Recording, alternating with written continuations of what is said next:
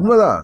முதலமைச்சர் பொறுப்பாக தான் போன சனிக்கிழமை இருந்து அவர் செயல்பட்டு வருவதாக தான் தமிழ்நாடு அரசாங்கமாக இருக்கட்டும், காவல்துறை சரியாகத்தான் செயல்பட்டு வருவதாகத்தான் நான் நினைக்கிறேன்.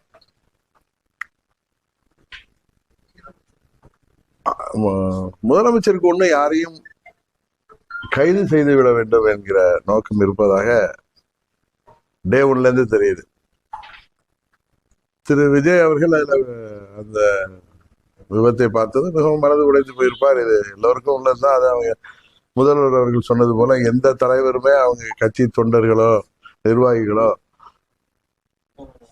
இறப்பதை யாருமே ஏற்றுக்கொள்ள மாட்டார்கள், விரும்ப மாட்டார்கள் என்று அவர் யதார்த்தமாகவும் சொல்லியிருக்கார்.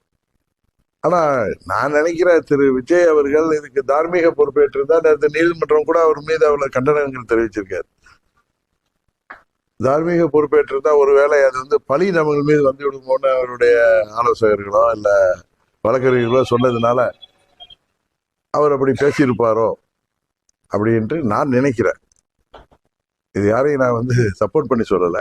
அது தார்மீக பொறுப்பு தாவேக்காவுக்கு தான் இருக்கு.